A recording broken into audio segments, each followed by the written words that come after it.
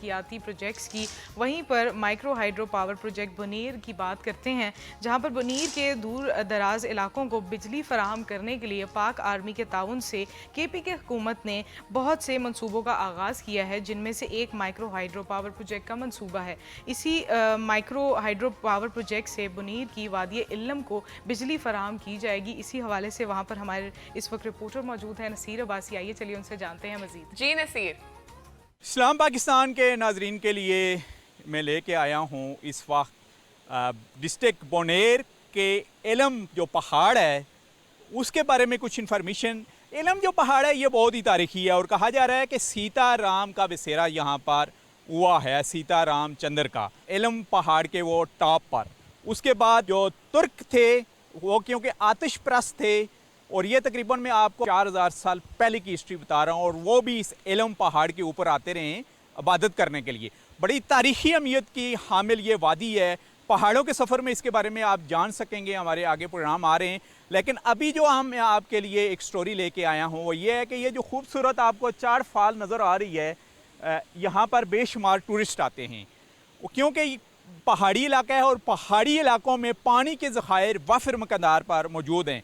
उसी को मद्देनज़र रखते हुए पाकिस्तान आर्मी और खैबर पख्तूनख्वा गवर्नमेंट ने मकामी लोगों के लिए यहाँ पर माइक्रो हाइड्रो पावर प्रोजेक्ट का एक मंसूबा शुरू किया है और ये एलम और इसको गिरदनवा वादियों में तकरीबन 3 इस किस्म के माइक्रो हाइड्रो पावर प्रोजेक्ट लगाए जा रहे हैं। प्रोजेक्ट डायरेक्टर हमारे साथ हैं जी। माइक्रो हाइड्रो पावर प्रोजेक्ट जो बोनेर और ख़ास करके एलम वादी के गिरदनवा में इंस्टॉल हो रहे हैं उनसे हम बात करेंगे। जी नाम बताइएगा।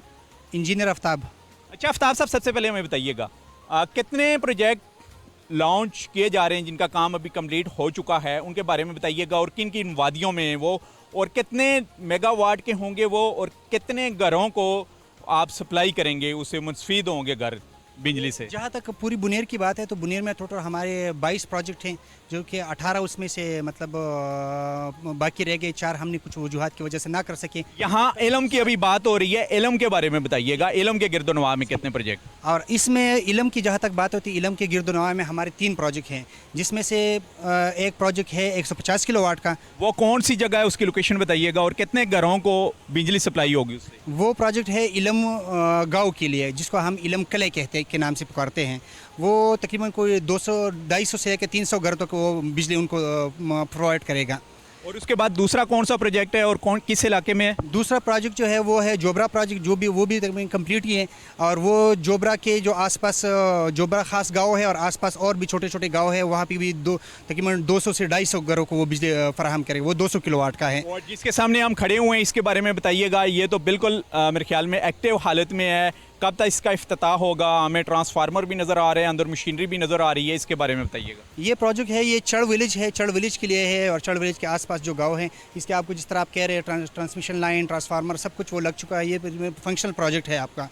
तो यहाँ मेगावाट बिजली यहाँ से पैदा होगी? 250 किलोवाट का है, और ये तकरीबन यहाँ से आसपास जो 200 से 300 घरों को ये भी बिजली प्रोवाइड करेगी, क्योंकि यहाँ पे लोड ज़्यादा होता है, ऊपर लोड कम रिक्वायर्ड होता है, तो ये भी 200 से 300 घरों को बिजली प्रोवाइड करेगा। और सोर्स कहाँ से लेके आ रहे हैं? ये जो चढ़ फाल है उससे, और ये पाइपलाइन नज़र आ रही है, इसके बारे में हमें बताइएगा। ये थोड़ा सा आपको मैं तफसील से बताता हूँ। जो चढ़ फाल आपको नज़र आ रहा है, यहाँ पे हमारा इनटेक होता है। इनटेक से फिर आगे हमारा एक कंपोनेंट होता है जिसको हम वाटर चैनल बोलते हैं। तो वो पावर चैनल या वाटर चैनल, उसी से हमारा ये पानी आता है ऊपर। वो नज़र नहीं आ रहा अभी, लेकिन वो टॉप उधर से आ रहा है। वो उधर से फिर आके एक सेटलिंग बेसन होता है, जहाँ से मतलब अगर कोई सेडिमेंट्स वगैरह होते हैं वो उसमें एक्सट्रूड हो जाते हैं। और फिर ये सामने जो नज़र आ रहा है ये है 4 टैंक।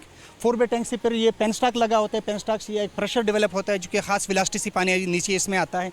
फिर वो टरबाइन आपको नज़र आ रहा है अंदर कमरे में, इस टरबाइन को वो पानी हिट करता है, टरबाइन इससे घूमता है, और उसके साथ फिर एक मोटर जिसे आप कहते हैं कि हम उसको अल्टरनेटर बोलते हैं, वो अल्टरनेटर घूमता है, और उसके साथ फिर बिजली पैदा हो रही है। बिल्कुल बिजली। अच्छा ये बताइएगा, सबसे अहम क्वेश्चन, पर यूनिट घरों को क्या पड़ेगा और कितने कनेक्शन आप इन तीनों प्रोजेक्टों में से लोगों को देंगे? ये पर यूनिट अगर आप बात करें तो ये प्रोजेक्ट, चूँकि मैंने आपको ये बता रहा हूँ कि ये हमने प्रोजेक्ट ऐसा डिज़ाइन किया हुआ है कि ये जो इलाके हैं, ये इलाके तकरीबन पिछले 70 साल से यहाँ पर इन लोगों को बिजली नहीं मिल रही, तो इनकी वजह से उनको वो बिजली प्रोवाइड होंगी इंशाल्लाह ताला।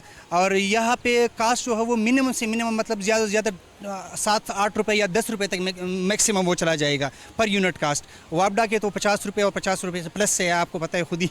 पाक आर्मी के तावन से और खैबर पख्तूनख्वा हुकूमत ने यहाँ पर एक अच्छा इनिशिएटिव लिया है कि ये जो मकामी लोग और ज़्यादातर गरीब लोग हैं इनके घरों में भी बिजली की सहूलियात मैसर हों। इसी के साथ ही वापस लिए चलते हैं आपको स्टूडियो में।